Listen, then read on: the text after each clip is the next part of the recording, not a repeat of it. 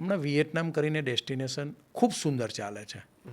હું આવવાનો જ હતો એના ઉપર કે ઇન્ટરનેશનલમાં વિયેતનામ કેવું છે એમ. ખરેખર એનું સમજવા જેવું છે ઓકે. કે ઇન્ડિયા ખાતેથી તમે જોશો તો દિલ્હીથી ફ્લાઇટ છે, બોમ્બેથી ફ્લાઇટ છે, બેંગ્લોરથી છે, કોચીનથી છે, પણ અમદાવાદથી જે ફ્લાઇટની ફ્રિકવન્સી છે ને એટલી ક્યાંયથી નથી.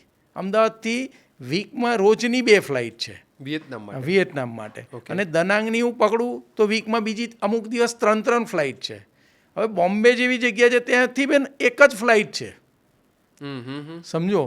એટલે ગુજરાતી વર્ગનો ડેટા આજે બોમ્બેથી બી એ લોકોએ દનાંગની ફ્લાઇટ મૂકી હતી, ફુકોકની ફ્લાઇટ મૂકી હતી તો બંધ થઈ ગઈ. એટલે ગુજરાતી સૌથી વધારે ફરે છે. એ લોકો પાસે બી ડેટા હશે ત્યારે જ એમને રેગ્યુલર ફ્લાઇટ મૂકી, એમનો લોડ બી પેક જાય છે. સમજો કે રોજે રોજ ફ્લાઇટ છે અને એ ડેસ્ટિનેશન એટલું જોરદાર ચાલતું થઈ ગયું, એકદમ બૂમિંગ પર પહોંચી ગયું છે અત્યારે. દોસ્તો, આ પ્રકારના ગેસ્ટ બોલાવવા માટે અમારી ટીમે અને મારે ખૂબ મહેનત કરવાની હોય છે. જરૂર છે તમારા સાથ સહકારની. કેવી રીતે તમે મને સાથ સહકાર આપશો? બસ આને શેર કરીને. પોડકાસ્ટ યોગ્ય લાગે તો શેર કરવાનું અને કમેન્ટ કરવાનું ભૂલતા નહીં. દોસ્તો, સબસ્ક્રાઇબ બટન તમારાથી માત્ર 1 આંગળી દૂર છે, પણ એ આંગળીને ત્યાં સુધી લઈ જવા માટે જો તમને અમારી એફર્ટ યોગ્ય લાગે તો ચોક્કસ એને દબાઈ અમારો ઉત્સાહ વધારતા રહેજો. એટલે અત્યારે અચ્છા, વિયેતનામની એવી શું બ્યુટી છે એમ, અને કેટલા દિવસ વિયેતનામ માટે પ્લાન કરવા જોઈએ?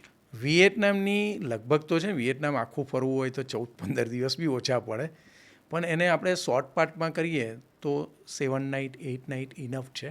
વિઝા જોઈએ એની માટે? વિઝા હોય છે પણ ઇઝી વિઝા છે, એની પ્રોસિજર છે. ઓકે. તમારી લગભગ 24 કલાક તમે કરી આપો? હા, અમે કરી આપીએ. ઓકે. એટલે કોઈ વ્યક્તિ તમારી પાસે આવે છે, કોઈ ફેમિલી વિયેતનામ માટે એમ, તો એને કેટલું બજેટ ટેન્ટેટિવલી લઈને આવવું જોઈએ? લગભગ અમે લોકો 75,000 થી અમારું એક શોર્ટ પેકેજ છે, 5 નાઇટ 6 ડેઝ છે.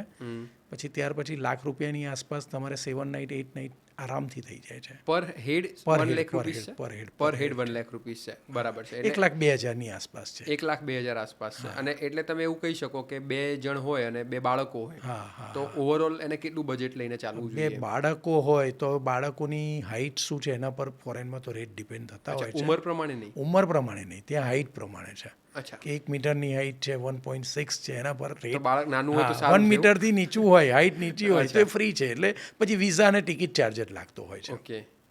1 મીટરથી નીચું બાળક હોય તો ખાલી વિઝા અને ટિકિટ. બરાબર. બાકી પછી એના ઉપર ચાર્જ એ રીતે અડલ્ટ જેવા ચાર્જ? અમારા બી એક રેટ છે અલગ અલગ. પછી એમાં બી અમે જે કંઈ બેસ્ટ થતું હોય બાળક. આ પહેલી વાર ખબર પડી હાઇટ ચાર્જ હોય છે. એટલે ઊંચા હોવું એ નુકસાનકારક છે.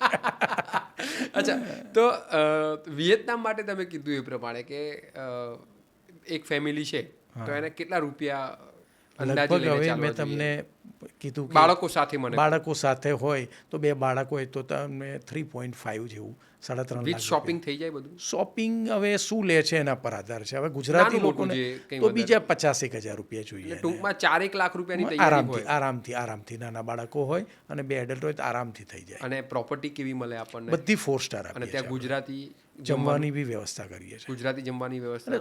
બ્યુટીફુલ ડેસ્ટિનેશન છે. હું તમને જો વિયેતનામની વાત કરું તો કેમ ચાલ્યું છે એનો રીઝન આપું તો દરિયો બી છે, બરોબર છે, બાળકો માટેની એક્ટિવિટી બી છે, બોટિંગ બી છે, અને બધી જ જગ્યાઓ અલગ અલગ છે. સિટી એરિયા બી છે, નાઇટ લાઈફ બી છે, શોપિંગ બી છે.